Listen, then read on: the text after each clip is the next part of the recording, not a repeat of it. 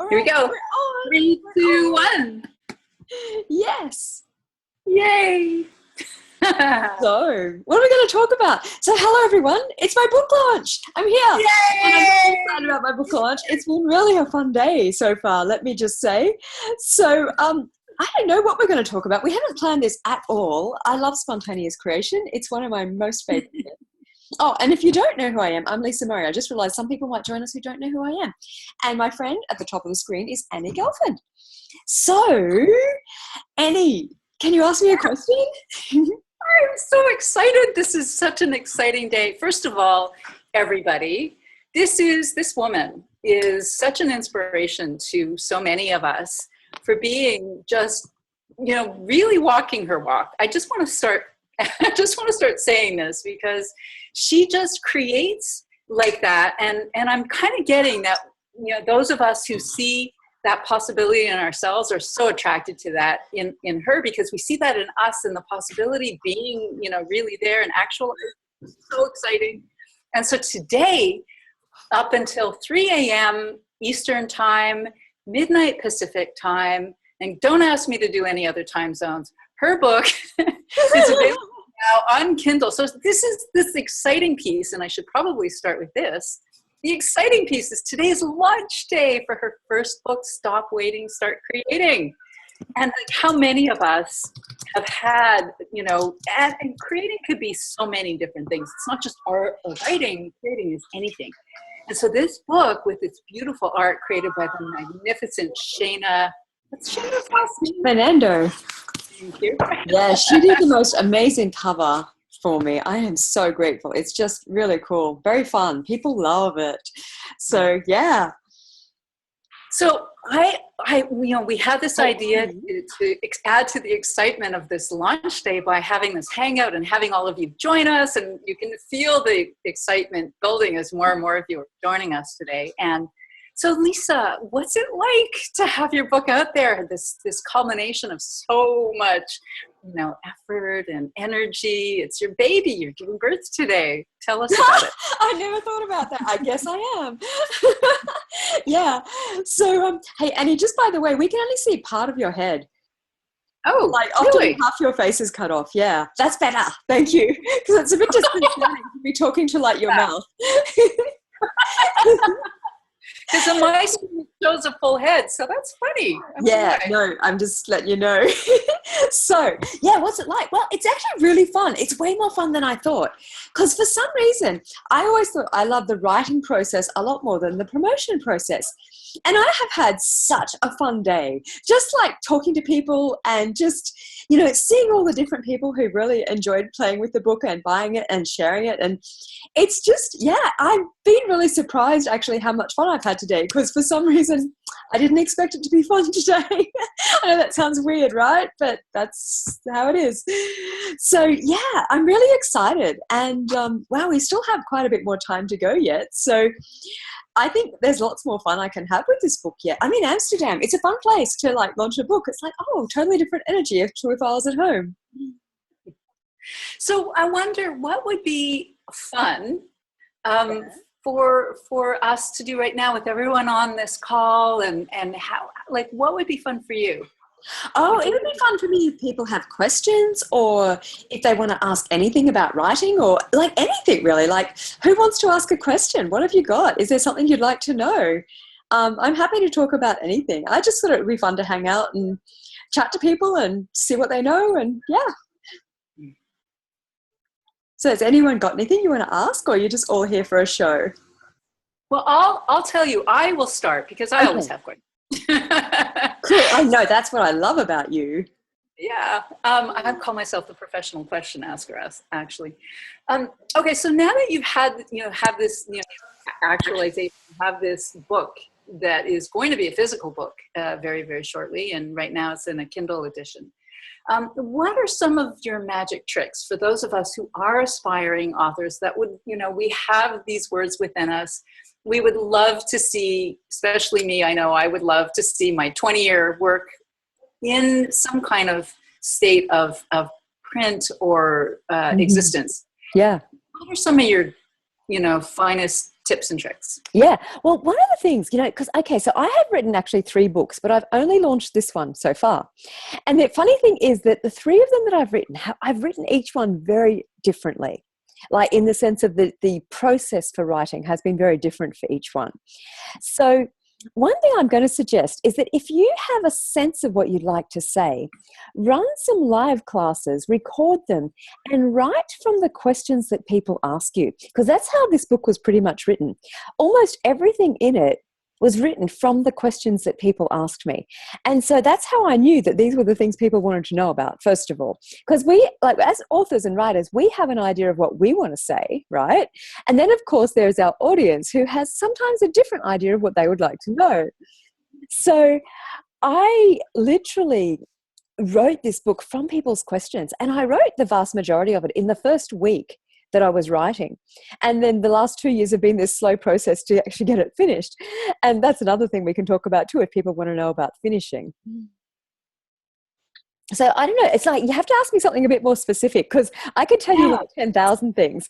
And it's like, if you be more specific, then I can give you something more specific. So not all of us have a huge group of fan base like you do. And so for those of us who don't have people that have asked us questions, what would you recommend for us? Okay, so that actually then comes to this thing that I call really deep listening. Because you can, in effect, stalk people in Facebook groups, for example, and you can actually see what it is they'd like to know just by going and... So, a lot of people mindlessly scroll through Facebook. My idea of Facebook is it's a research tool and it's a conversation tool. It's like fun to play with, right?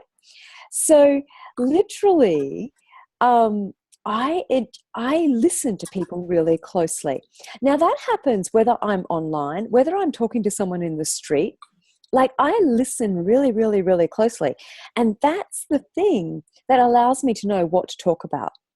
So I listen to all my coaching clients, for example. I listen to random dinner conversations. Like, when I'm traveling, I talk to a lot of different people that I don't get to talk to on a normal day-to-day basis at home. And it's like in doing that, I have all these conversations that I might not normally have. And like the conversation of this week, for example, has been all about what do you do when you're a futurist? When you're so far ahead of, what's actually going on in the world. How do you match that up? Now that I haven't really got good answers for that yet. I've got a few ideas and I'm playing with a few things. I don't necessarily have good answers. But what is interesting about that is that will start to evolve as a topic. And so literally what you want to do is get really present with the things that people are talking to you about, because they're talking to you about them for a reason. And it can be everyday conversations. And it's interesting that you said, that other people don't have a following like I do. The interesting thing about that is that what if you would build it? Because I've just built it. Like, because I've known for a long time I would write books and do a lot of other things. And so I've literally just been very consistently building it amongst everything else I've done over the last few years. So I would really encourage you, if you want to write a book, start building your following now.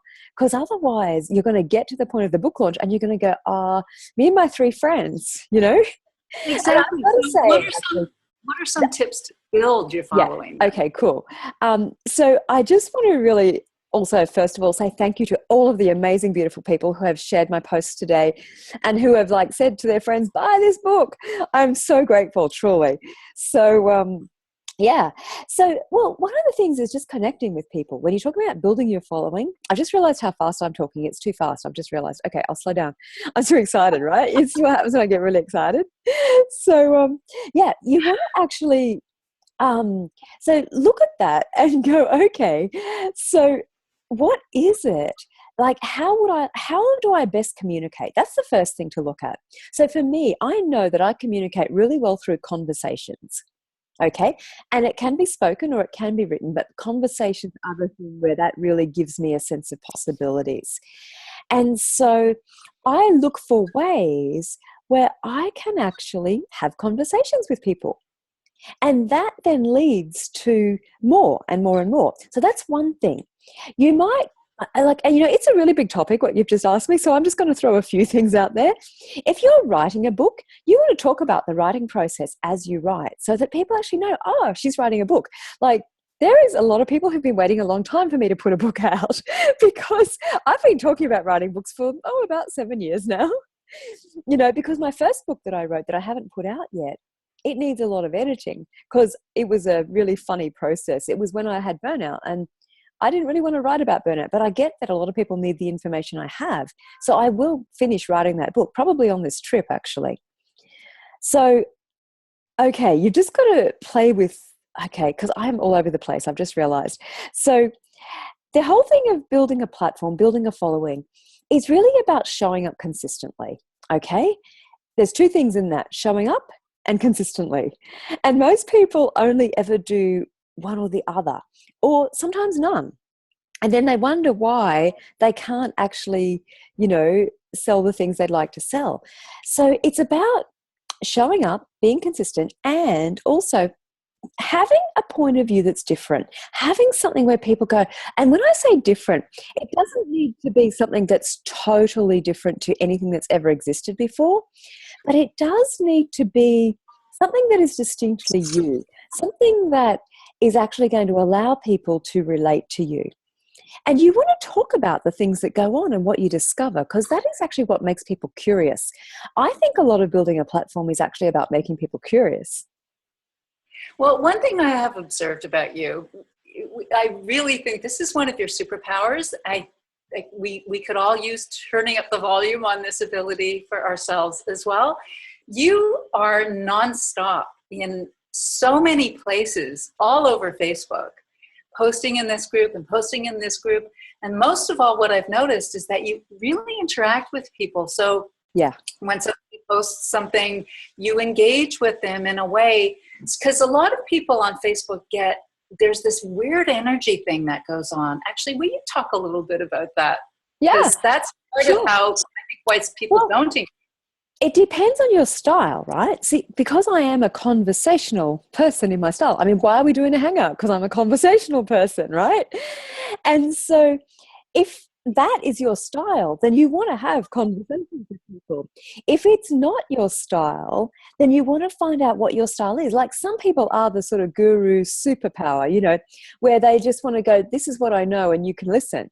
And for the right person, that works well for them. It wouldn't work for me because I don't like that energy, right? And I'm not that energy. So you want to actually know what is the energy that works for you, that people connect with. What is the thing that people love about you? And then you want to basically turn that into your superpower so that you will have a way of building an audience going forward. This is such a huge topic, Lisa. I think there's a teleseries waiting here, like Discover Your Superpower thing. Well, we could do that. I did a teleseries on that about 3 years ago. And as I'm a futurist, it was ahead of my time. I know, yeah. We are doing a telecall though for Stop Waiting, Start Creating the book.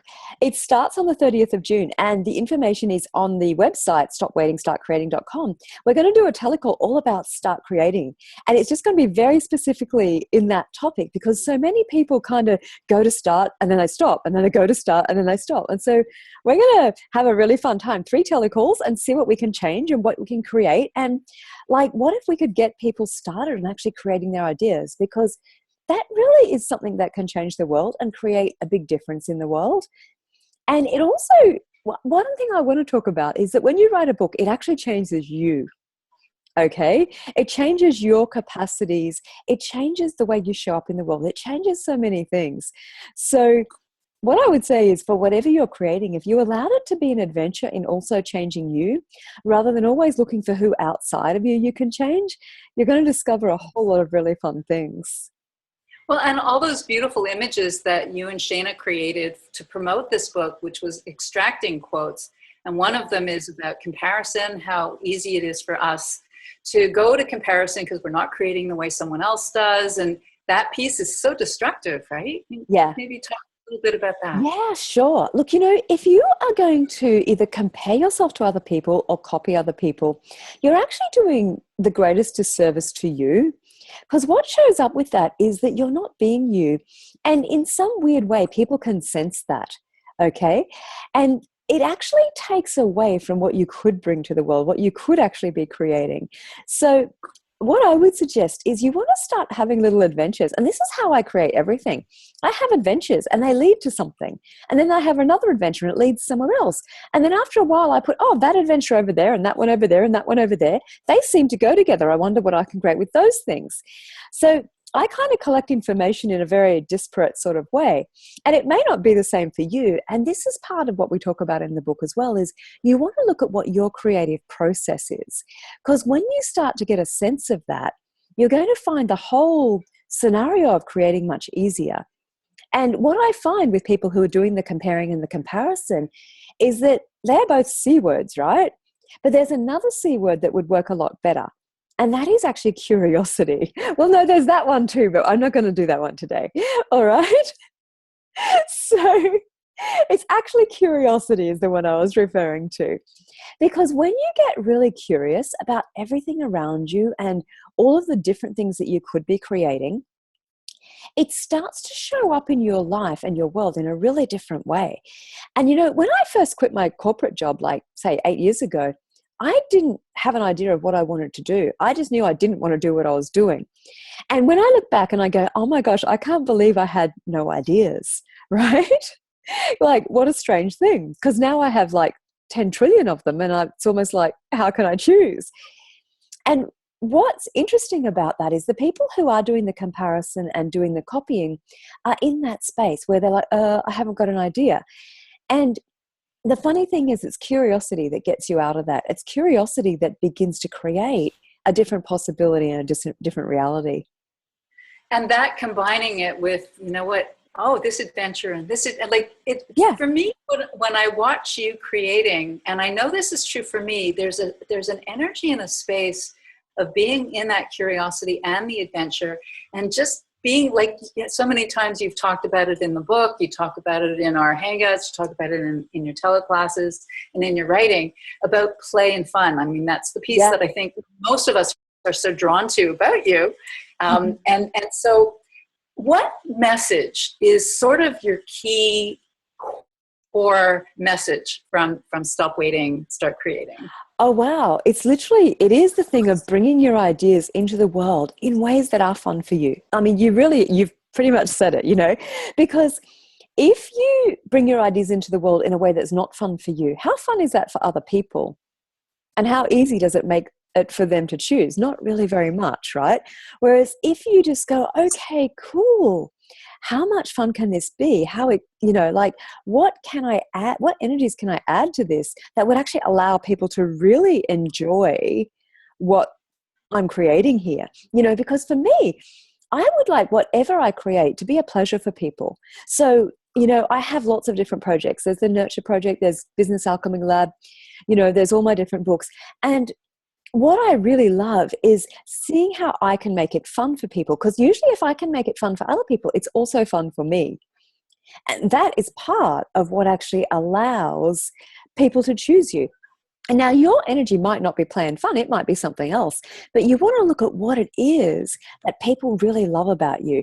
And it's funny because for a long time, I did not know that's what people liked about me. Like, I didn't even see that in myself. And and eventually I sort of got it. When enough people said it to me, I was like, oh, I've been a bit slow here, you know. This is the thing. Listening puppies, right? And, you know, often the thing that we're looking to create is literally here, trying not to slap us in the face, you know. So I just want to go quickly to Penilla's question, because she said, I want to know about finishing. How did you know where to put the book when you were done? Did you have other people contribute to get it out there? So yes, there's a whole lot of things actually that are, with the book. So I've got a team that has helped me with it, okay? And we're still going and still creating and all those kinds of things. And what I would say to you is that so there's a thing about knowing when your book is finished, okay? Because at some point you have to draw a line and say, okay, the book's finished now. And that's a really interesting thing. I actually asked the book, hey, are you finished yet? Because like this book, I literally could have kept writing and probably doubled the number of words in it, and it's already like 250 pages and 65,000 words. So it's kind of like at some point you just got to say, hey, the book's finished, and you've got to say this is going to go into book 2. So that's one part of it.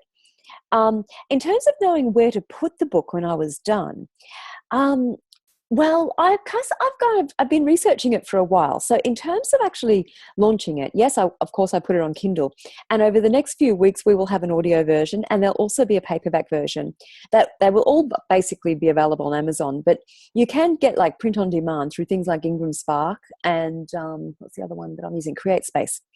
So there's the logistical side of where you put your book, and then of course there's a promotion side. And I have been, I guess, building an audience and engaging with a lot of different people over many years now. So then literally I am playing with where I can put the book that people would be interested. And so I've put in quite a lot of different groups, and there's still more to go. I'm actually in Amsterdam, as I said before, and I have to move apartments this afternoon. And so I'm going to do that, and then I'm going to go and, put the books in more places.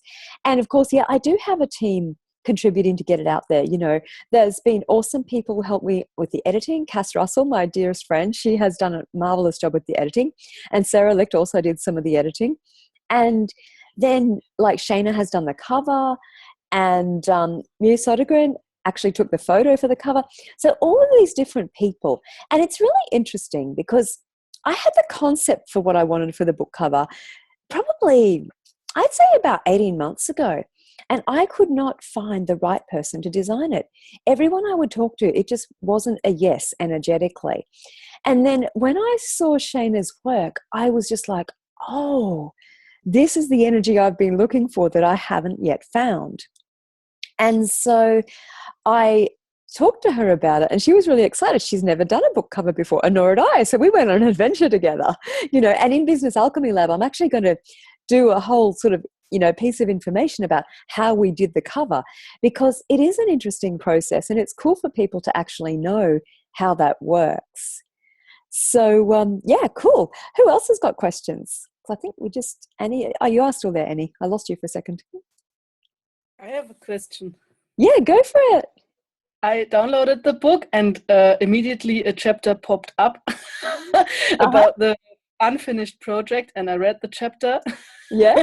Immediately because I'm a writer too, and I had finished 6 books, and it's about 3 or 4 that are waiting to be written or to be continued and finished. And I was like, oh my God, and I connected with them, and I got very sad of not finishing them now or faster or something like that. Ooh.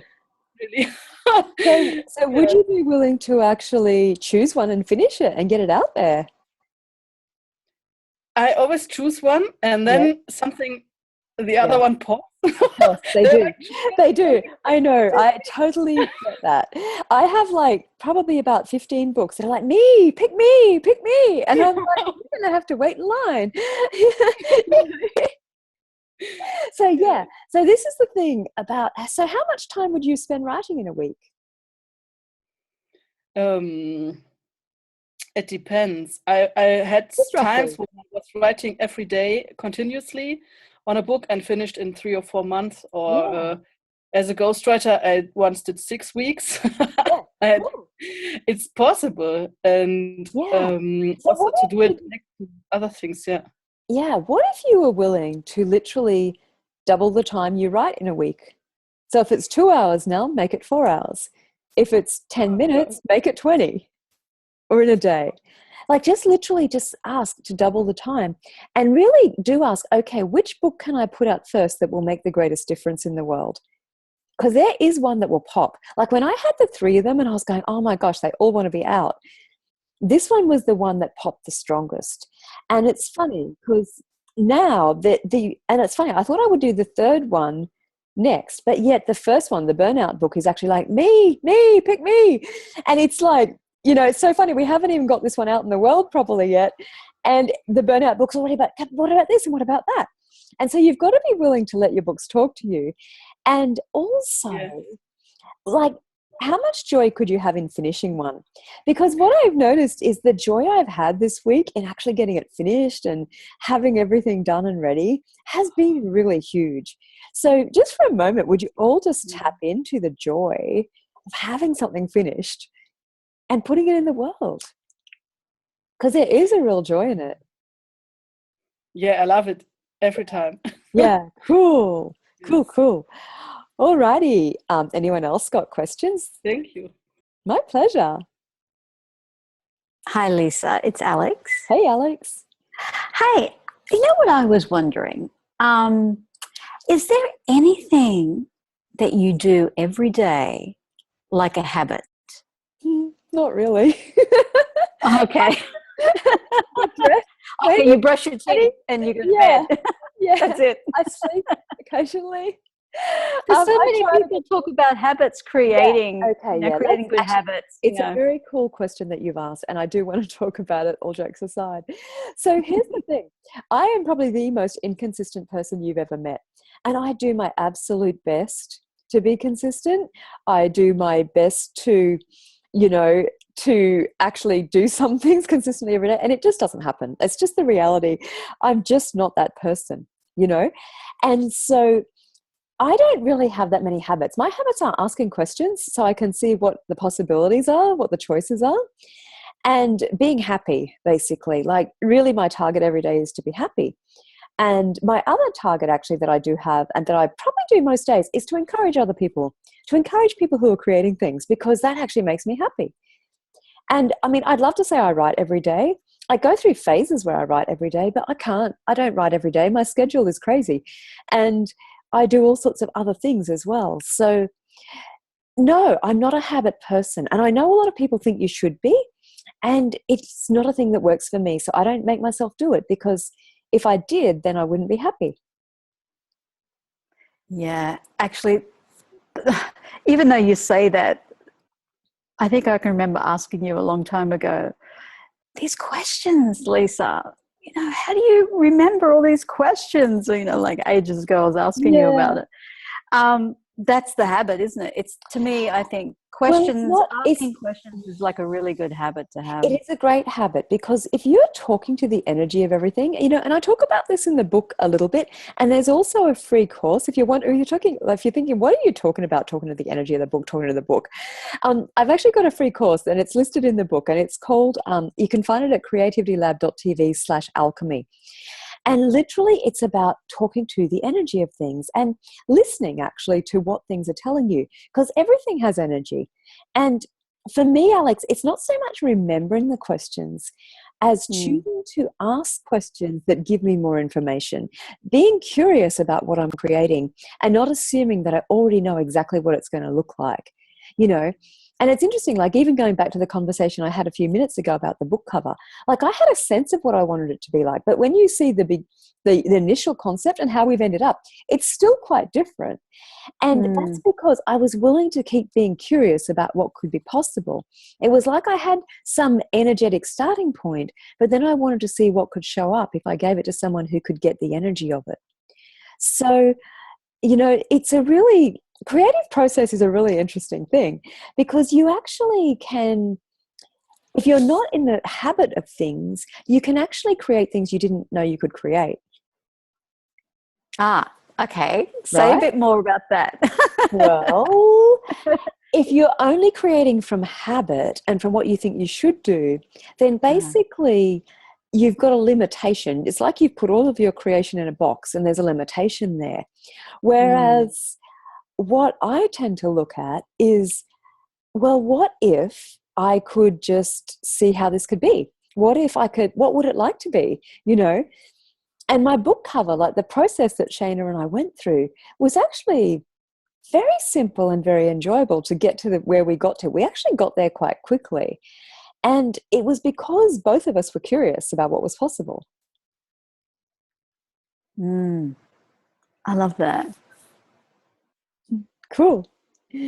Does that answer your question or not really? Is there something else you're trying to get? Yes, it does. I think, well, I was trying to create a habit. Aha! And it didn't work out. And and I made myself wrong. And the habit was to write every day. Yeah. And I think I got to day 47. That's and then pretty good. I got pretty unwell. Yeah. I wasn't well for some weeks there. And I couldn't even lift the pen. But then I sort of started to go into a lot of judgment of myself, and I thought, okay, that didn't quite work, what I was trying to do there. You know, I wonder what else. There's a difference I could have between done. writing every day by choice and writing every day because you've decided that's what you're going to do. Yeah. See, when I'm in the mood for writing every day, I will re-choose that every day. I won't choose it once and then expect for the next 5 years I'm going to write every day. Does that make sense? Yeah. So literally, if you've decided that I'm going to write every day and I have to, there's kind of a not fun energy with that. Whereas if you go, I'd love to write every day and what would it take? There's a different energy to that. Well, I think I definitely had that excitement every day. I mean, I could not go to bed unless I had written something. So I was doing something right in the process. Yeah. But what I did wrong was just the judgments of making myself wrong of, I didn't finish. I didn't get to 100 days straight. Oh, yeah, right. So that's the thing. So what if you didn't worry about that? What if it really isn't relevant in terms of actually what if it's just, what if it's just choice every day? Because the thing is, how a lot of writers say you should write is what works for them. Okay, so what you really have to go to is what's going to work for you. And well, that's true. It's very random. I write in bursts. I will have a big burst and I might go for a week and I'll write 30 or 40,000 words. And then I'll just about stop for a couple of months, And that's why my books, it's like I write them fast, but they take quite a while to actually come together. So when you wrote like this current book, you said you wrote a lot of it like very quickly in that first week. So between then and now, like what was the time period? No. Like, were you speaking to the book and it was going, hey, I just want to hang out and surf for a while? I was distracted with other projects most of the time. Occasionally, well, sometimes that, and for me, so can you do too many projects? No, because they all needed their time in the sun as well. And so that doesn't dilute? I didn't have a point of view that this project should be out at any particular time. I had some targets and I got very close to one of my targets last year, but then my body had a bit of a meltdown. I had a bit of a brain thing, well, not a brain thing, but let's just say a few bones in my head were a bit squashed together and it was causing a few issues. So I had a whole month that I set aside for writing. And then literally my head was just insane, so I didn't write. But the thing is, I didn't make it wrong either. I was literally just like, okay, so what if, however it's working is how it's working. And for me, because I have so many different projects going on, it's like, writing's just one of those things that I do. Saskia, she wrote a whole book in a pub. That's awesome. I love that in the evenings. I love it. And I know someone who did that too. Write wherever makes you happy. Like, I've got my favorite places for writing, and I often will ask my body, hey, if we're going to do writing today, where would you like to write? And it will say, well, in an office, in a co-working space, at the beach. And like, I'll go anywhere. Wherever my body's happy writing is where I'll write. Cool. Yeah, cool. Thank you. Now, that's my pleasure. Annie, do you have to go soon? I just didn't actually check how much time you had. I'm okay till the top of the hour, so we're good to go for the 20. All right, cool. So if anyone's got any other questions, I'm happy to play with them. Yeah. Anyone?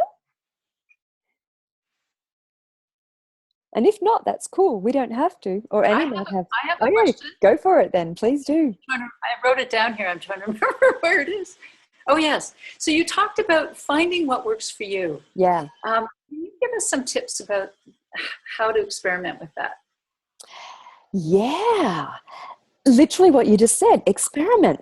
Because what happens is a lot of people are not willing to experiment. They're only willing to do what they know will work.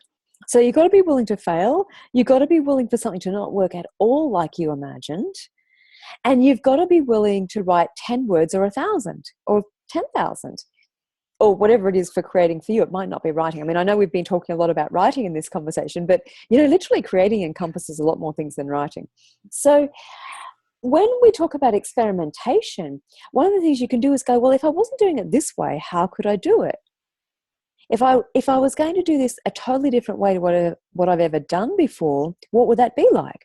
And asking those questions, little pops of information will come.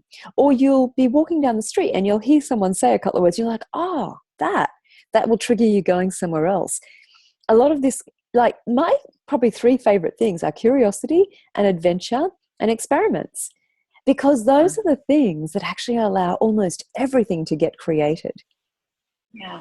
Well, we were talking about creating habit, like what Alex was saying. And I wonder if it's a different word. It's not really a habit, but more like, when it's actually being the more alive. I paint, the more I can paint, more yes. I write, or being present and engaged. So that is building a muscle, right? What you're actually talking about. So there's a difference between habit and building a muscle. That's the thing you're looking for, yeah.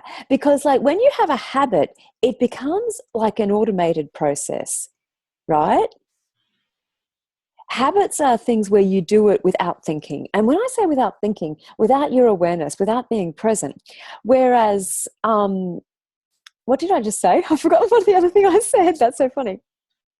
Building a muscle. Building a muscle, yeah. So building a muscle is much more about, well, how else can this work? And what else can I be with this? And what else can I do with this? So building a muscle expands your possibilities, whereas a habit tends to contract them. So for instance, I'm thinking of me.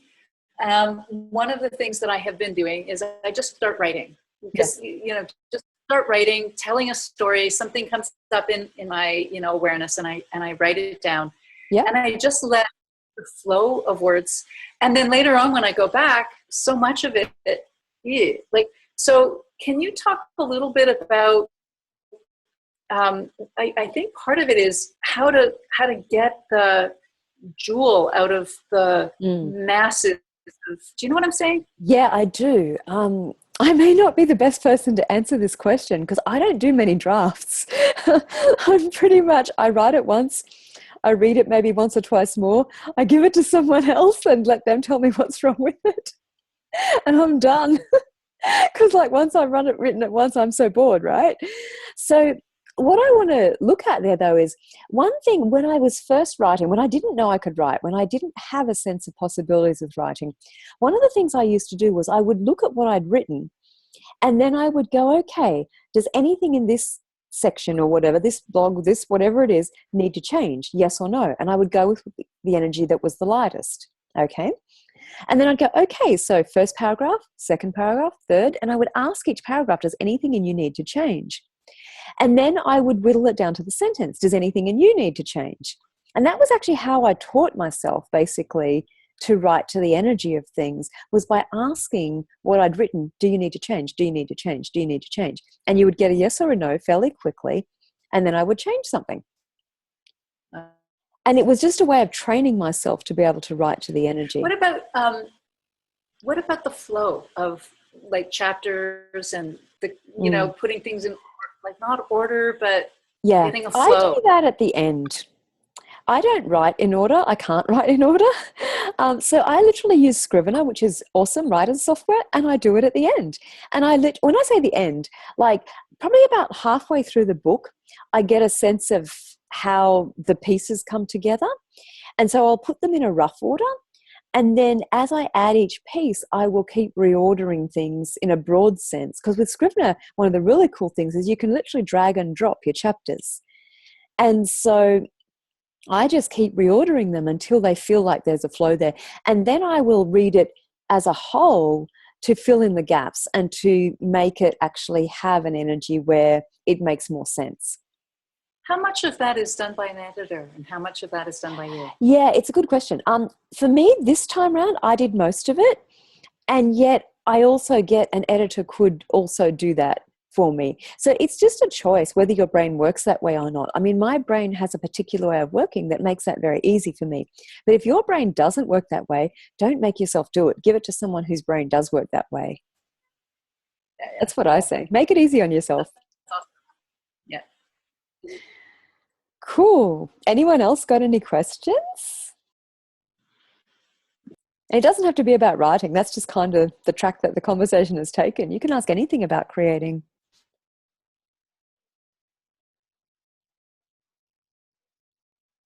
Nothing. Okay.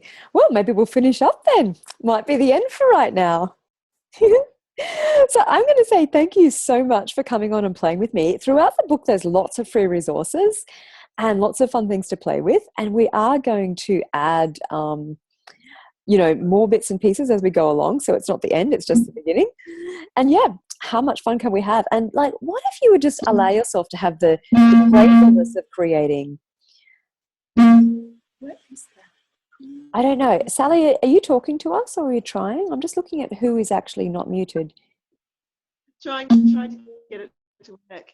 Lisa, someone asked before about asking the questions, and I know certainly listening to you with all the questions that you ask from the Access Conscious, how do you remember which ones to go to next? Is it just Yeah, I think in the beginning, so with the questions, so if people are curious about the questions you can ask your creations, I have a heap of them on my website. I think it's creativitylab.tv/questions create.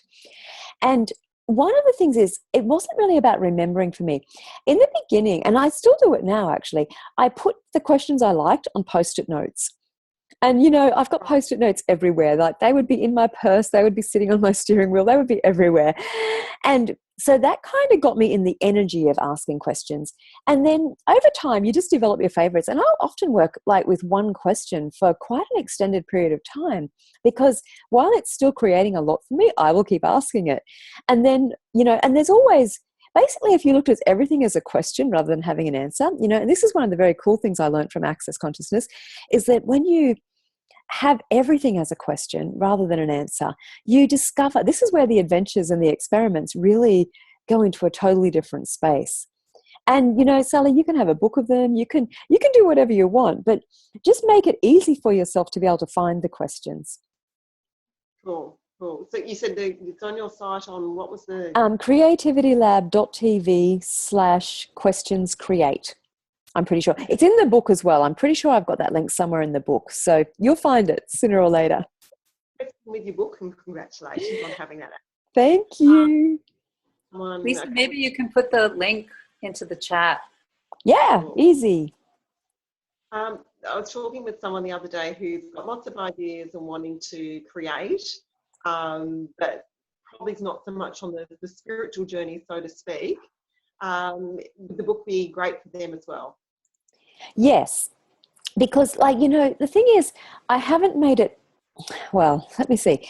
There is energy through it, okay? So they're going to find that I'm going to talk about energy. I mean, to me, it's all energy. All creations are energy, so how can you not? But it's not a highly spiritual book in the sense of, I'm not talking about crystals and all those kinds of things. So it's quite a pragmatic book. There's lots of tools in there for taking action and for creating things that would actually, allow you to move forward with what you're creating. So yeah, I think it would be fine for them. And, for 99 cents for the next few hours, they might as well try it out. Brilliant. Thanks, Lisa. Thanks. Nice to see you. You must be up very late tonight. Yeah, I was just about to go to bed when I saw your thing come up. I know. I realised for the Aussie people, they're just going to be, what? Why wasn't I on there? But anyway. In the next 24 hours, so I was like, okay, go and check everything's okay. Cool. Awesome. All right. Thank you. All right. Karina has a question. She says, I have a hard time balancing my creations and knowing what to do next. What can I do to remember them? And also, how many times do you pull energy a day? Okay. So, what I'm going to say is, so balancing your creations and knowing what to do next. So you want to ask all your different ideas. Okay, which one of you is next? Which one of you is the priority for right now? That's going to give you a bit of information, because one of them will pop or two of them will pop, and then you go, oh, right, I'll start there. In terms of remembering them all, I write them down because I do forget things I've thought of. Like when I do a big cleanup, so I notice how many times I've thought of the same idea. And it's always like, oh, okay. Yeah, what's possible with that? So, yeah, and the pulling energy, okay, that's I just do that whenever I'm aware it's required. And it's a more energetic thing. I didn't really talk about that in the book so much, so I'm probably not going to go into it right now. Yeah, but literally remembering your creations is just about playing with them. And, you could do them on the wall, you can have post-it notes, you can do all sorts of things with them. I like making things visual. I'll often make things visual in Canva as a way of starting the energy and getting the creation moving. So play with that, see how you go. Cool. All right. Anyone else? Annie, do you have any more things, or do you think we're done? I could, but I'm kind of getting the sense that maybe now we can just wrap up and yeah, sure, celebrate this voyage and toast a glass of virtual champagne. It's very virtual, the champagne today. I did have some Prosecco for lunch though. I was like, I think I'm just going to have a nice glass of Prosecco.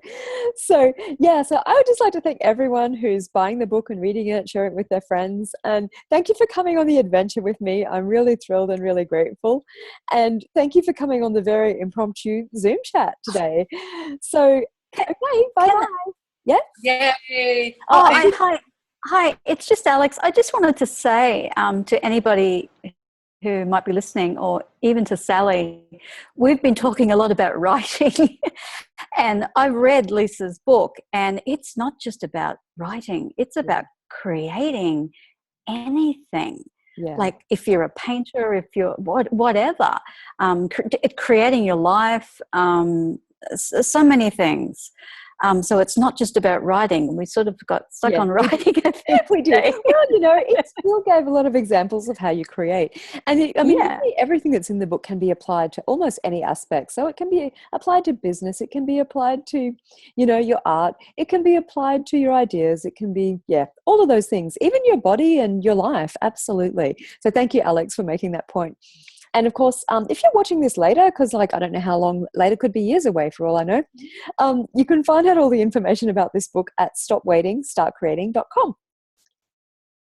So there we are. I think we're done. Thank you for coming to play with me, everyone. Yay! Thanks, Lisa. Thank you. Thank you. Bye-bye. Bye.